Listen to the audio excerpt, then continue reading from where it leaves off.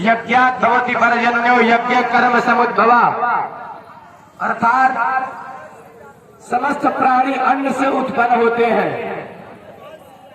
सभी प्राणियों का उत्पत्ति अन्न से होती है और अन्न की उत्पत्ति वर्षा से होती है और वर्षा यज्ञ से होती है तथा वह यज्ञ कर्मों में सर्वश्रेष्ठ है।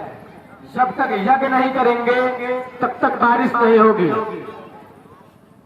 जब तक यज्ञ नहीं करेंगे तब तक बारिश नहीं होगी। और जब बारिश नहीं होगी तो अन्न की उत्पत्ति नहीं होगी। और जब अन्न की उत्पत्ति नहीं होगी तो आपका जीवन व्यर्थ है, आप जी नहीं पाएंगे, मनुष्य का जीवन नहीं चल पाएगा। अब इसके बाद आपका प्रश्न यह भी उठ सकता है कि पंडित जी महाराज आप ये बताइए, यज्ञ करने के बाद तुरंत बारिश क्यों नहीं हो जाता है? तो इस प्रश्न का उत्तर यह है, आप जब खेत में बीज डालते हैं, बीज का रोपण करते हैं, तो क्या वो बीज आपको तुरंत फल देने लगता है? कभी नहीं। उसका भी एक निर्धारित समय है। एक निर्धारित समय है कि आप अन्न जब खेत में बो देंगे तो उसके 2, 4, 6 महीने बाद उस अन्न की उत्पत्ति होती है। ठीक उसी प्रकार यज्ञ करने के कुछ दिन बाद, हवन करने के कुछ दिन बाद वर्षा होना निश्चित है। ये तो बिल्कुल आप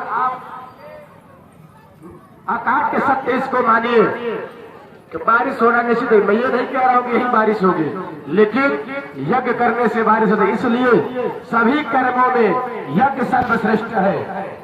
उसके बाद से यह भी कहा, अग्नौ प्रहस्ता सम्यगादित उपतिष्ठिते आदित्या जायते वृष्टि वृष्टिरेण यथा प्रजा। अग्नि में विधि पूर्वक दी गई आहुति सूर्य को प्राप्त होती है। जो आप आहुति देते हैं, प्रत्येक दिन जो आहुति होती है यहाँ, वो जो आहुति है, जो उसका धुआं निकलता है, वो सूर्य देव को प्राप्त होता है। पश्चात उसके वृष्टि होती है। जब सूर्य को प्राप्त होगा तो वृष्टि यानी बारिश होगा।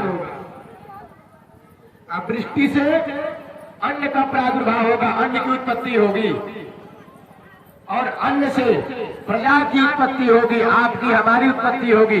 इसलिए यज्ञ करना नितांत आवश्यक है। इसलिए आप सभी भारी से भारी संख्या में आवे और भगवान के इस मंगलमय यज्ञ में अपनी उपस्थिति दर्ज कराए, क्योंकि भाग्योदयेन बहुजन्म समर्जितेन, ऐसा भाग्य उदय बार बार नहीं होता है। जब जन्म जन्मांतर कल्प कल्पांतर युग युगांतर का पुण्य एकत्रित होता है तो ऐसा अवसर प्राप्त होता है। आप सब बहुत ही सौभाग्यशाली है। सभी क्षेत्रवासी, ग्रामवासी, माताएं, बहने, भाई, बंधु, सभी लोग बहुत ही सौभाग्यशाली है जो कि आप सभी को ऐसा पावन बेला प्राप्त हुआ है। जिस हनुमान जी के मूर्ति की स्थापना का दिन आज 25 साल से टाला जा रहा था, लेकिन प्रभु की माया आज उसका योग बन गया और 9 दिवसीय यज्ञ का आयोजन किया गया और भगवान श्री सीताराम जी के अचूक कृपा से श्री हनुमान जी का प्राण प्रतिष्ठा का कार्य पूर्ण हुआ। बहुत ही खुशी की बात यह है कि आप सभी को मैं हृदय से धन्यवाद देना चाहूंगा। आप सभी के मैं आभारी हूं कि इस यज्ञ को आप लोगों ने बहुत ही सुचारू ढंग से और निर्विघ्न पूर्वक अभी आज तक आप लोगों ने चलाया है। आप लोगों को मैं हृदय से आभार करता हूं। बहुत बहुत साधुवाद आप सभी को। बाबा विश्वनाथ, मां भगवती अन्नपूर्णा आप सभी को सदैव ऐसे बुद्धि प्रदान करे, सदाचार, सद्धर्म, सद्विवेक की प्राप्ति हो। आप सब बहुत ही अच्छे ढंग से और इस ग्राम के सभी नवजीवक दल और इस कमेटी के सभी अध्यक्ष, सभी लोग बहुत ही सुचारू ढंग से इस यज्ञ को अभी तक संपादित कराए हैं। जितना छोटा सा गांव है उस गांव से इस यज्ञ के यदि तुलना किया जाए तो यज्ञ कराने के योग्य ग्राम नहीं था।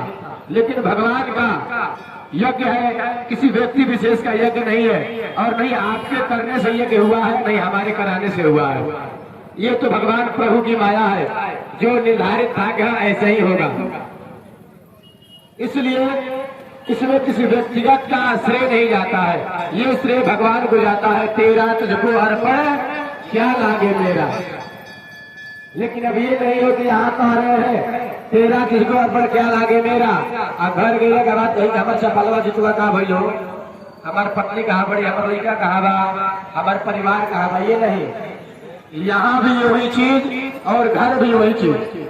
भगवान के पास आए तो तेरा तुझको अर्पण, घर भी जाए तो घर में भी कहे तेरा तुझको अर्पण क्या लागे मेरा। ये तो सब भगवान का है, मेरा कुछ भी नहीं है। इसलिए भगवान के श्री चरणों में आए, अपने आप को समर्पित करें और पुण्य के भागी बने। बार बार ऐसा आप लोगों को अवसर प्राप्त नहीं होगा।